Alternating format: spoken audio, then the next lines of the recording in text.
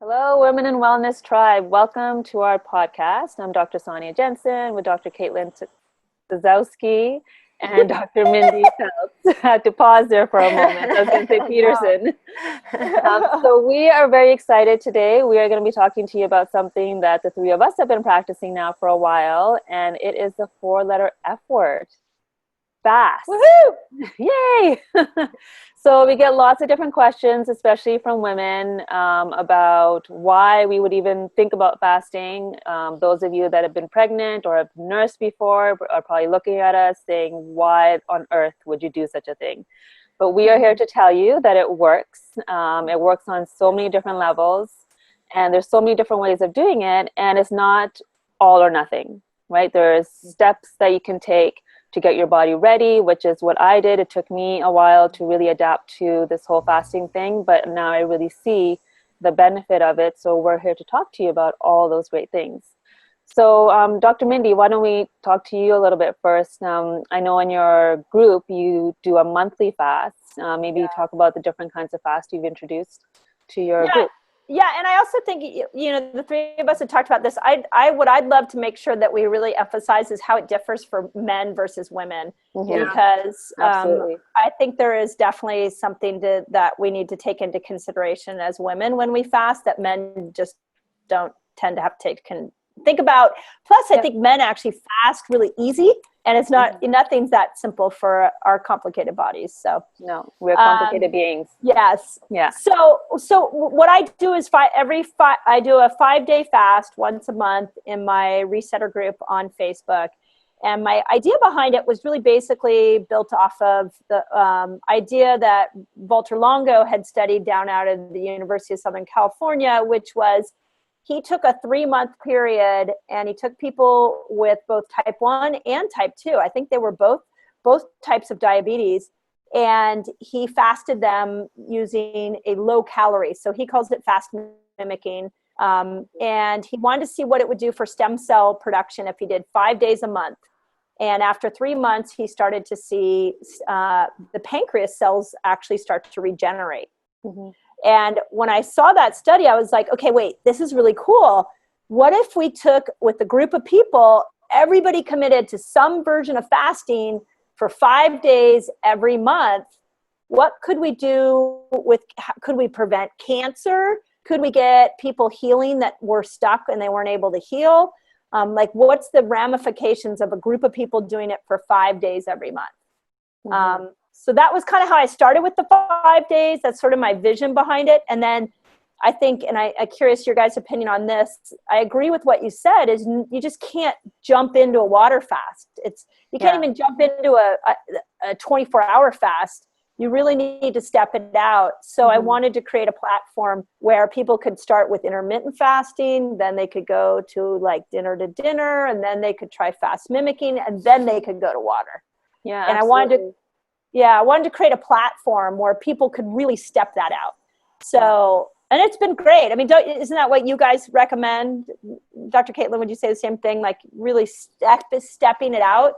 I know you work a lot with diabetics, so I'm kind of curious your opinion on how you handle somebody who's got diabetes and fasting.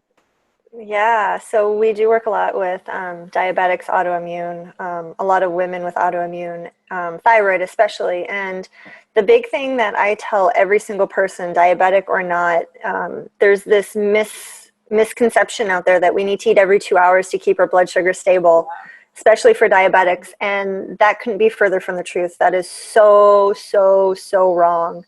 So the first thing that I do is I just have people be conscious of what does it mean to put something in your mouth. Anything other than water means you're eating, even if you're drinking. So that cup of tea, that juice, that coffee, the smoothie, the fruit shot, or that like those immune booster shots, that's all food. And so what it does is it stimulates your pancreas.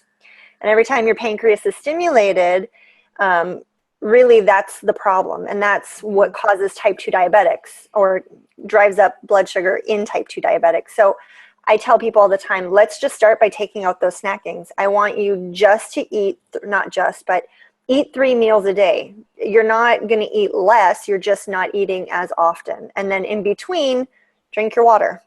So I'm very much like you guys, like, let's do this step by step, because to take somebody who's eating, 18 times throughout the day with all their drinking and everything to not eating for 24 hours, that's scary. And it's daunting. Yeah. Well, there's huge resistance, right? Because like we were Mhm. saying, there's a big mindset shift that needs to happen in order to really get benefit from the fasting. So a lot of education has to go into why you're doing it, and the fact that, we have these groups that they can feel supported in, because it's not easy in the beginning. And also for them to know that whatever diagnosis they have isn't a sentence. It is something that we can work with and shift.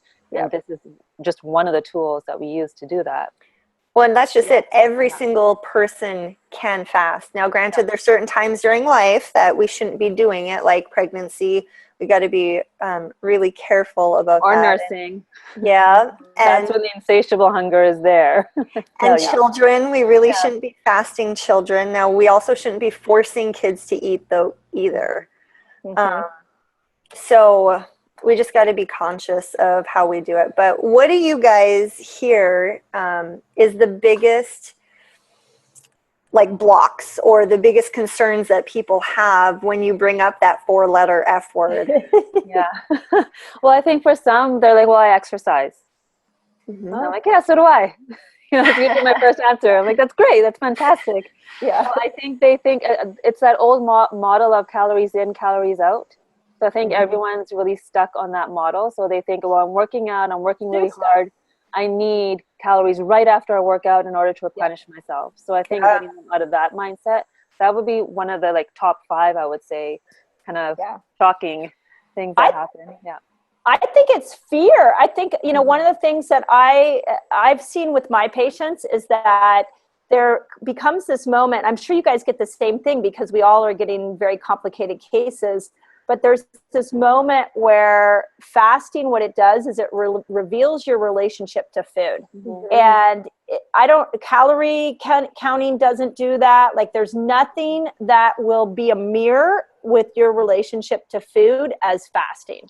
So it's kind of like which is why I love it. But it also makes you kind of have to own up to your own relationship. I mean, I always tell people, my mom was the mom that was like, oh, you had a bad day, come sit down, I'll make you a meal. So I was an emotional eater forever. So fasting for me has been like, oh, I'm uncomfortable right now, especially in the beginning of fasting. I'm really uncomfortable, but I can't eat. So what am I going to do? But in that moment, you start finding new things. I'm going to listen to some music. I'm going to call a friend. Like, you create new habits. And that's where I have seen even the biggest overeaters just totally turn their relationship to food around. There's so many layers, right? There's the cultural layers, there's the generational, there's the gender ones. There's so many different factors that play a role in that relationship. So I guess that is the key block, I would say, too. I think that's, I think fear is what I heard. Also, I get a lot of people that are just like, I'll get dizzy, I get I'll be uncomfortable. My blood sugar will drop. I bet for diabetics, that I'll go, Oh, no, even non-diabetics. Oh, I'm hypoglycemic if I don't eat every 3 hours. You shouldn't be, because actually hypoglycemia is the beginning stages of diabetes. So even more reason for you to start fasting. Absolutely. So why don't we kind of go into the reasons of, just getting people to understand, especially women, like why fasting even benefits us. Well, I'll throw mine in. For me, why I start, and I was that person, Caitlin, I was that person that if I didn't get food, I'd be like clawing your eyes out. Or if you went to a restaurant with me and I was hungry and their service was bad, I'd be like bitching around like at everybody. Like, I was totally that person. And now I'm like, oh, should I eat? Maybe I shouldn't eat. Like, it's amazing how you can train your body so well. So for me, I love the fasting, and I think one of you guys would agree is for the what it does to our hormones and how it can make you so hormone sensitive. So I've been working on I feel like my whole 40s, I've been working on my hormones. And every water fast I do, every 5-day fast I do, I notice that the next time my cycle comes around, my hormones are a little bit better. The length in which I get my hormones seem out of balance seem to be shorter. So I definitely feel like from a hormonal perspective, it's been really helpful for me personally. I think, and then from my patient's perspective, I don't think anything will kick you out of insulin resistance faster than repetitive fasting. It's literally, I have a friend I had dinner with on Saturday night, and she has been really insulin resistant, gaining weight for no particular reason. I'm trying to get her fasting. I got her the Obesity Code, Jason Fung's book. And she's like, oh my God, I totally agreed with everything he said until the end when he got to the solution being fasting. And I'm like, no, that's the solution. Yeah. And she's like, no, I can't do that. I can't do that. So I think hormone sensitivity is key. What about you guys? Yeah, I would say, oh, sorry, go ahead. Oh, no, go for it. Oh, I was going to just agree. Hormone sensitivity. And I also find on that topic, when it comes to women, like it's different for everyone too, about when you can fast and how long it actually takes for you to really get tuned into your hormones. Like I have to say, for me, I started fasting once I was done nursing. And, after you've nursed, your hormones are still kind of off. So it took me a while to really feel that effect of it.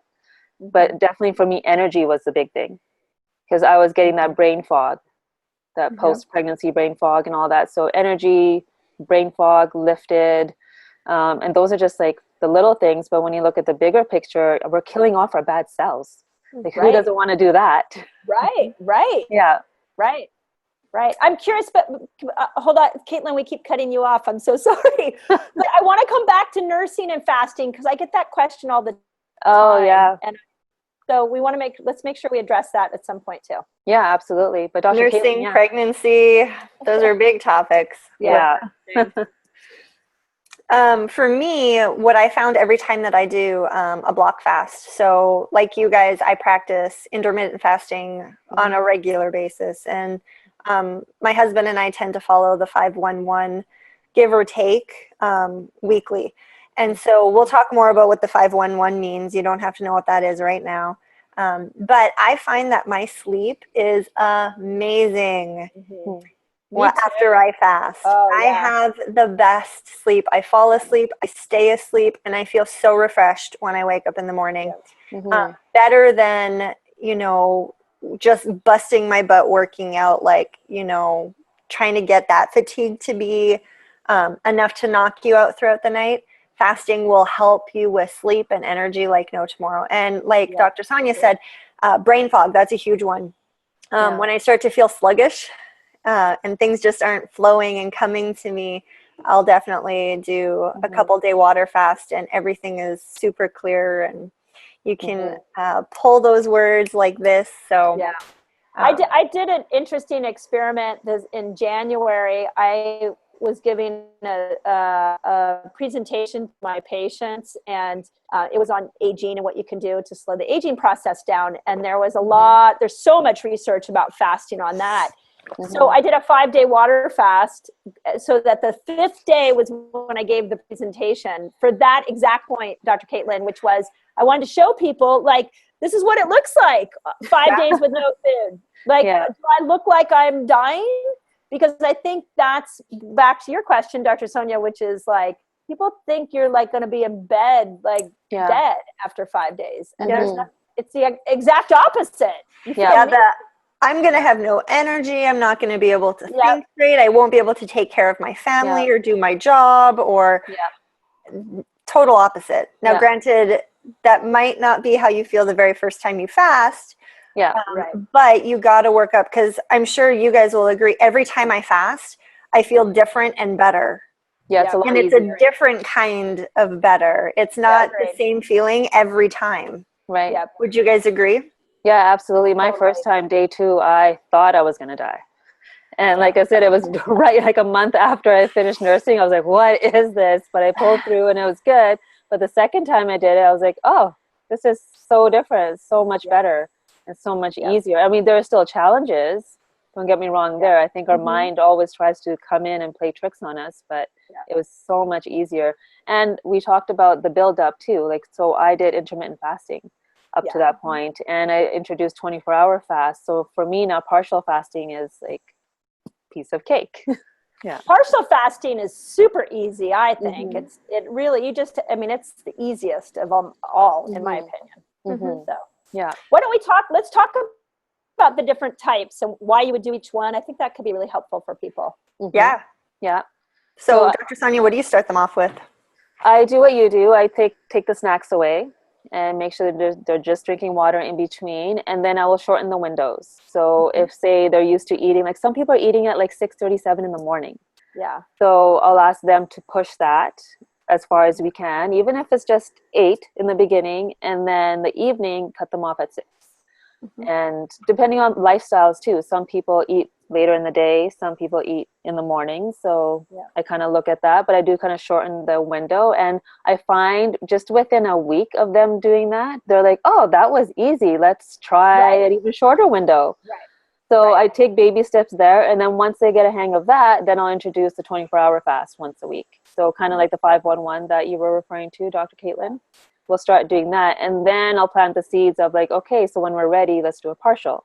And then let's do a water fast. So stages. What about you guys? Yeah, one thing I was going to add into that is that I would say the most common experience that I get is people telling me, I don't think I can do that. Like there's like, again, we're back to the fear. Like, I don't think I can do that. And then the most common response I get was, that was easy. Yeah. So I resonate with what you say there. It's like, it was easy. So and they feel good. Yeah. I think that's the biggest thing. I think they find that it's easier than what they thought it was going to be, especially when you do it very systematically, right? So like Dr. Sonya said, push breakfast back an hour or two, and then push it back another hour, and then push your evening dinner forward an hour. And so unfortunately for me and my husband, our schedules don't permit me to eat between 2 and 6 kind of thing, because half the time I don't get home till like 7:30. Right. So our eating window is a little bit later. One thing I think we will play with is maybe what we'll do is we'll have our meal in the morning and then go all day, and just playing with the different times of when you eat. When is that time period? And so that time period really can be between like noon and 4 or noon and 6. So you have that 4-hour, 6-hour time period where you're eating, and the rest of the time you're not eating. You're drinking water. And so playing with different times and is really going to also help your hormones and how they respond and what they do. And it's actually a lot of fun. And maybe if we can take a minute to describe why that rest period is so important in the day too. Right, because like as soon as we eat, all the blood is rushing to our gut, right? And we, as a society right now, tend to stay in more of a high resonating sympathetic state a lot of times. So we're in this like fight or flight situation where blood is trying to leave the gut. So there's so much going on, and I feel like there's this like inner conflict that happens within the body. It's like you're putting food in, but it's not getting digested because we're in this stressful state. So then we're packing on the weight, especially around the waist. A lot of women, especially in perimenopausal years, are starting to, complain about weight along their abdomen and why it's showing up all of a sudden. So fasting, intermittent fasting, is key to really address that part too. Yeah, if you think about how we're designed, when things are stressful, we're designed for all the blood flow to go to the heart, the lungs, and to the limbs, so you can run, and the brain, so you can run away from the bear or whatever's chasing you. We're not designed in stress. We are not designed to digest food. So you're absolutely right. Like everything, all that blood gets diverted. But now what happens if you're at work You had a stressful situation with a coworker, and now you go out to lunch, you come back to another stressful situation. I mean, that's where gut dysbiosis can start to happen. Yeah, there's no movement happening of anything, really. Nothing. Yeah. Yeah. And that's when toxins build. Right. Yeah. So why don't we, go ahead. No, so I think from what I love when I'm fasting is just to remind me that it's a gift to the body, that it's not, I'm not taking something away. I'm actually giving my body the ability to repair what else might be in there. What else is going on? Are the toxins that it has? Like, how do I give it that ability to handle that? Whereas I think when people first come to fasting, they think of it as we're taking food away from them, but actually you're giving your body a gift. Yeah. So I think also something really important to address with women and with men, but I think women a bit more. I think there isn't any woman that maybe during high school years or younger or maybe even a little bit older didn't have some sort of challenging relationship with food. Yep. So the moment we bring up no food, those past patterns and triggers do come up. Right. So also being aware of that. So maybe if one of you can kind of address that, if you've had patients that maybe had a history of anorexia or bulimia or any of that, like what do you do in that situation when it comes to fasting? In that situation with like anorexia or bulimia, what the conversations I've had with my patients that have had those kind of situations is that it's a control issue. So they want to control their weight because it feels like oftentimes, now everybody's reason for anorexia and bulimia is different, but it can stem from an out of control life. So they want to control that fact or that they want to control food and their weight. Well, I think there's nothing more that lets you control more than fasting. Yeah. Right there. So the people that I know that have that control issue with food, once they see that when they fast, they can control and they just compress that eating period, it actually is freedom. That's been my experience with the patients I've dealt with that had eating disorders. Yeah. I think it's the harder end is the people who use food to stuff emotions.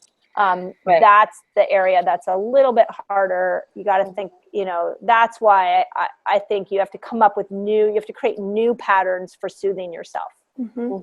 Yeah. What about you, Dr. Caitlin? No, I agree. I think when somebody has an eating disorder of any sort or had, it's really important for them to actually sit there and figure out, okay, why did this develop in the first place? And start working on healing that relationship. But fasting is going to allow them to have a healthier relationship with food. Because with fasting, it doesn't mean you're never eating or, you're not going to enjoy the things that you enjoy. It just means that you're controlling when you eat and not even so much how much. Like I tell people all the time, you're still going to eat the same amount of food. You're just not going to eat it, over the course of 12 hours. It's going to be over the course of 4 hours or 6 hours instead. But I find that people end up developing a much healthier relationship with food and with themselves, and they end up picking up healthier lifestyle habits on top of it. So just like Dr. Mindy said, when I fast, I honestly have no problem going long periods of time without food. That doesn't bother me. It's the habit. So the habit of coming home from a long day of work, sitting down with my husband, discussing our day over food, like that's the thing that's the hardest to break. It's those habits that we create. And one of the things that I found is, oh, wow, we have so much more time when you're not cooking and cleaning and eating to do other things. Yes. So I find that I'm able to do the things that I keep putting off more than I would otherwise. So it's truly freeing in a whole bunch of different senses when you do choose to fast a little bit. What has been your experience, Dr. Sonya, with either bulimia or anorexia? Yeah, it's very similar to what you guys said. It's really working on the mindset and creating awareness around why they may be feeling the way they're feeling or getting triggered because of their past, and like where that stemmed from too. And like Dr. Mindy said, a lot of times it is control. And when it comes to someone that, is an emotional eater, it's really targeting that pattern and looking at like, what can we replace that with that actually serves your body? And once they have that experience of just even the intermittent, I will start there, but really slow. And they all of a sudden, because it's very empowering, it's like, yeah, I did it. I was able to shorten my window and I actually feel really good. So then now we're creating it's powerful. It's very powerful. I think it's really empowering. I think when you start to fast, you feel in control of your health in a way that I've never experienced before. Yeah. And the best part, it's free. Right. Exactly. That was part of why I started my 5-day, once a month, 5-day fasting week in my group, because I'm like, we could change the world with this, because you don't need any money to do it. Yeah. So it goes across all levels, all socioeconomic backgrounds. So I think that's pretty neat. Yeah. So. Yeah. But let's talk about women and on their cycle, when they should be fasting or not fasting. Yes. And then we're coming back to the, we're going to come back to the nursing question, because I get the nursing one all the time. So I want to hear you guys' opinion.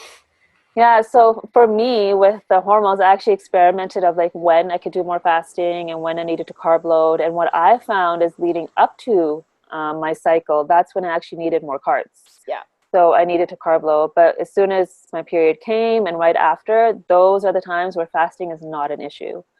So that's kind of what I found. I'm finding that very similar pattern in a lot of my patients, but then there's a rare one where it's the opposite, where they can fast right before, but then during their period, that's when they need it. So again, I think it still does come back to the mindset stuff. Like we were talking about in the beginning, we're very complicated as women, and our hormone system is very intricate. So a thought can change the whole system up very quickly. So I think when figuring out when in the cycle you can do it, it's also looking at, okay, does this woman deal with PMS? Is she dealing with emotional ups and downs right before? What are they linked to? And then kind of looking at it from that perspective to see when the best time to fast is. What about you guys? What's been your experience? Same thing. Most women don't do well day 1 through 4 fasting for a variety of reasons. That's when our hormones are completely changing. And so most women just are like, oh my goodness, no, I couldn't even think about doing that. I'm craving salt or that chocolate. And if I don't have that, I'm going to like bite somebody's head off kind of thing. But just like you said, I find most women do really well days like 6 through 11 kind of thing, or shortly after ovulation. So like 16 through 21 kind of thing. And I have a feeling it's because of those fluctuations in our hormones between estrogen, progesterone, testosterone, that those 2 times during the cycle tends to be a little easier. But truthfully, you can do it at any time when you're not pregnant, and it's whenever you feel that it fits best within your week or what's happening during your life at that time. Do we recommend fasting 5 days in Disneyland? No. Right? Like on family vacation, probably not. But not if you want a relationship with your family. Yeah. But how about you, Dr. Mindy? Have you noticed? Wait, what were you saying that 1 through when their period first starts is when you think it's harder to fast? I find it actually easier. Yeah, I do too. When it starts, but leading up to it, like almost like day, 21 to 28 or whatever, that 2 weeks, I find that the most challenging. But then the 2 weeks once a period has started, I found that it was a little bit easier. But I think it's funny that this is why I wanted clarification on it, Dr. Caitlin, because I've been following, like Dr. Sonya's been saying for like the last 4 months, I don't do a water fast. If it's the week before my period, I won't do a water fast. And then I've been carb loading the week before my period to see if that would balance my, for lack of a better word, perimenopause type like mental symptoms that I keep getting. Right. And so it works if right before my period starts, if I carb load, and then the minute I get my period, if I fast, that has been a really good combination. Mm-hmm. Now, recently, I've been following that for the last months, and then this go around, I decided to fast when my period started, and it didn't work very well for me. So much so I had to break the fast because I felt like I was mentally having a little more challenge than normal. So I think it's all to say that you just have to be in touch with the fact that when you fast, if your hormonal symptoms get worse in that moment, it might not be the right part of your cycle to be fasting on. Yeah. And I think that's why we coach people, right? I mean, this is why we walk people through this. So yeah, and I think that's why when Dr. Caitlin said that, it's just listening to your body too, because it's so different for everyone. I do think innately, once the egg's been released and the body's kind of getting ready for a possible pregnancy, and this is just my own like intuition kind of speaking, I think the body will want more to kind of create an environment where there's just more cushion, maybe. And maybe that's why we crave the carbs and whatnot. But I don't know, that was kind of my insight into like why maybe leading up to it, we need a bit more. Whereas once the lining's been shed, now the body's like, okay, I don't really need so much at this time. Yeah. And that's why for myself personally, I can't really do a good fast between days 22 through 26. I'm just so hungry that, and I crave avocados, which isn't a bad thing to crave. No. But I just want to eat. But for me, honestly, after my period, I can pretty much fast whenever, but everybody has different symptoms. And so if you're experiencing symptoms, it just might not be the right time during that specific cycle. It doesn't mean that time for you is never, ever going to work. Exactly. It just means right then at that moment with everything going on in your life, you probably should break it like Dr. Mindy said. And then try it again later. Don't get discouraged. It's one of those things where it's a trial and error. And I'm sure all three of us, we've all started fast with the intention of doing 5 days, 7 days, and we do 3. Yeah. Yep. Oh, yeah. Yep, so, absolutely. Even 3 days is fantastic. Even if you don't do a water fast like we're talking about, but you do a bone broth fast, that's fantastic too. So every fast has its benefits. And you won't go wrong with doing any kind of fasting or fasting mimicking diet. So to touch on the book that you said, The Obesity Code, a great book or great reference for you guys is The Complete Guide to Fasting by Dr. Jason Fung. And he gives so much research and information out there, and it's absolutely amazing. So if you have any questions about fasting, get the book. It's amazing. Yeah. And I think that's really important. What you said is that just because it was on, and that was my experience last go around was with fasting was like, this particular cycle, I needed to not fast the first part of my period. Whereas normally it's the week before, but that's the whole thing about health that I think is so important for people to remember is that it should be dynamic. Just because it worked for you last month doesn't mean it's going to work for you this month. And that's part of why I did the fast training week with my resetter group is I wanted people just once a month to just play with it. Be playful about it. Try it. See what you like. Yeah. I'm trying dry fasting right now. Every Monday I've been dry fasting. Yeah, tell us about that. How's the experience been? Well, so the first time I did it, I decided to go 24 hours and it was easy. I didn't have a problem. The weird thing that I noticed is that it was really yellow. And years ago, I had candida, really bad candida. And I wondered if it was getting to, and I don't do anything to feed the candida that I know of right now. I wondered if it got to a deeper level of healing, which is what they say the dry fasting will do. Then the second Monday, I got to 10 hours and there was something that went off in my head that was like, you have to drink, you have to eat, like stop this nonsense now. So I did. I broke the fast because I thought it was literally like I felt like I ran into a wall. And then last week I did okay with it. Last week I did okay, and today I'm dry fasting. I'm going to actually do only 12 hours today. Yeah. So I'll just go 7 to 7. Yeah. I find it doesn't make that big of a difference to not drink water. Yeah.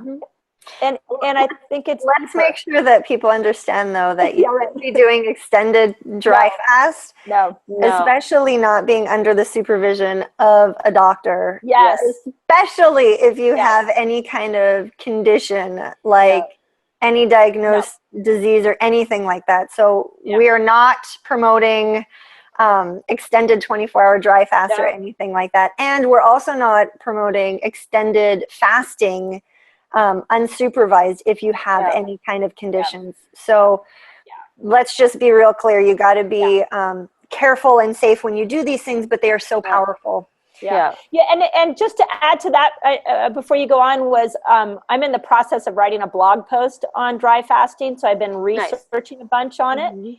And everybody says 12 to 24 hours if you know what you're doing.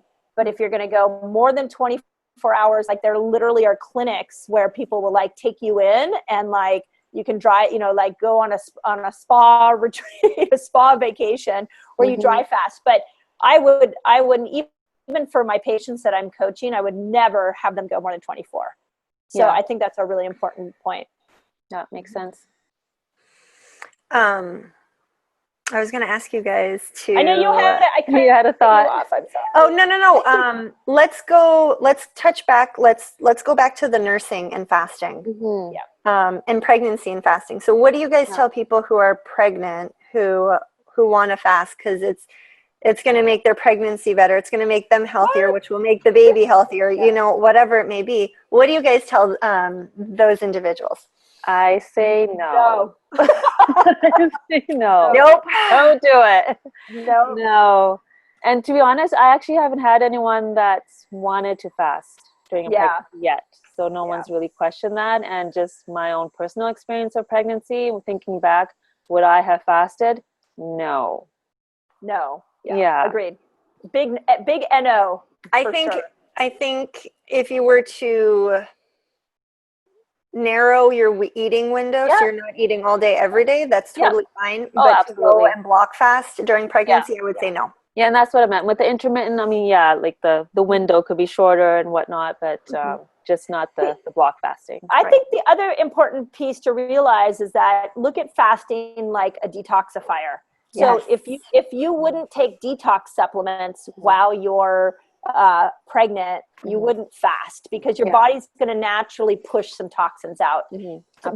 Pregnancy is a time to build up. It's not a time to pull out. So to break down, So I'm a big no on that one. Yeah, I kind of feel the same with the nursing too, because especially since I've been fasting, I've had a lot of detox reactions from it. And knowing that everything that I eat and everything that's going on in my body is going into the milk production and going into the child, I wouldn't actually recommend it then either. I don't know if you guys have a different opinion on that. I still wouldn't recommend it for nursing. I have some of my resetters that are like, I have one in particular that's nursing a 18-month-old. Okay. So he's eating a lot, but he's also nursing. Right. And she was just dying to start fasting. And so I told her in our fast training week, and she had already been doing intermittent fasting effortlessly. She's a really clean eater. Yeah. And I just told her, try some dinner to dinners if you want, but that would be the furthest I would go. Right. Yeah. I think for nursing and pregnancy, you're better off just upping your fat load. So eating more avocados and nuts and things like that, which will still satiate you, but you're not going to eat as much. And so it's like more like a fasting mimicking versus straight on fasting. So whenever babies are involved, I pretty much say, let's not go there until you're done. Yeah. It's just not worth it. It's not worth it. Which is why everybody, and this is a whole episode we need to talk about, is that everybody who's thinking about getting pregnant, whether it's for the first time, the second, third, whatever, that it's before you conceive that is so important to start to think about detoxing and applying these principles. Yeah. Yep. I can't. Yeah. I wish more women knew about that. You know, That's so Well, important. they will now. The big thing, Yeah. so the big thing about women, and I'll speak for myself, when we decided we wanted kids, the mindset that I am, when I decide something, I want it now, kind of thing, right? And that's how most women are. It's like, okay, we want a baby. Okay, I want it now. Yeah. Well, you really should 6 months at minimum to build and clean and get everything going.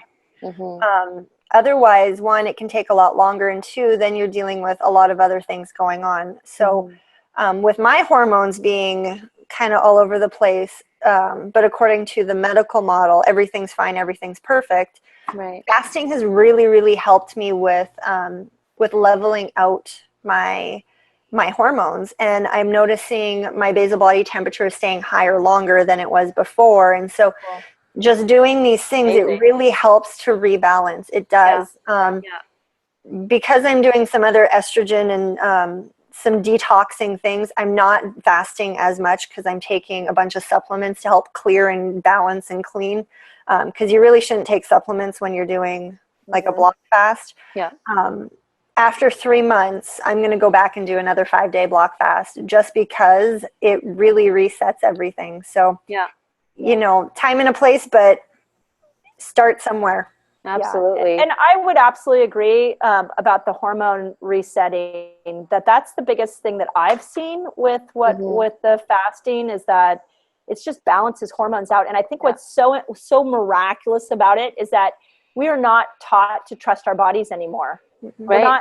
We're taught that the medical doctor knows more, the medication we're going to take, even a supplement. People think the supplement's the miracle, but our body's the miracle. And when you take food away, the body knows what to do. And I know the three of us have had this with patients before, where you're like scratching your head, trying to figure out, okay, what else does this body need? And then you fast them, and the inner wisdom of the body figures it out. Yeah. Right? It's all there. It's like a reset button. Yeah. Yeah. It's so cool. It's so cool. I love that about fasting. Yeah. Well, I think that what you said in the beginning was the most important thing. It's a real mirror, right? It really is a reflection of everything, how we relate not only to food, but to the rest of our life and our patterns and all those things. So it's huge. So I know, Dr. Mindy, you have to get going soon. Yeah, I gotta take off, even though I could talk about this forever. I know. I love the topic. Yeah, why don't we leave the listeners with maybe 3 tips, 3 things that they can get started on, or 3 takeaways that you guys think are important from this podcast. Just because it's hard in the beginning, it gets easier, and you can do it. You really, really, really can do it. So just start by taking out snacking, only drinking water between meals. Yeah. That's my tip. Great. Yeah, I would say it doesn't matter what your condition, dive in and try something. I like that approach to take, I call it eating window. So if you eat breakfast at 8, then just eat it at 9 tomorrow and see how that works, and just keep pushing that back. But it has to be, it really encourage people. I really encourage people to put it in their toolbox. It's that powerful. And it's great to do it in a community. You know, I think we could do a women in wellness fasting in our community would be really fun. Because it's nice to have the support of other people. Yeah. So, but don't overlook it because it's too difficult, or you've tried it before and it didn't work. Like it's just a muscle. You just have to keep practicing and exercising it, and it'll get stronger. Yeah. Yeah. So mine would actually be journal. While you're doing it, while you're getting into the process of it, the patterns are going to come up, the thoughts are going to come up. Write them down, journal, and who knows what you'll heal through that process. So that would be mine. Yeah. And then don't be afraid to reach out for help, especially when you have a condition. So seek out a provider that knows fasting. Don't think every provider knows how to do it and how to do it properly, but seek out help because it is seriously one of the most powerful things you can do for your health. Yeah. Yep. Agreed. Yeah. Thank you, ladies. Great topic. Right. Yeah. We'll see you soon. Yes. Thanks, guys. Okay. Okay. Bye. Bye.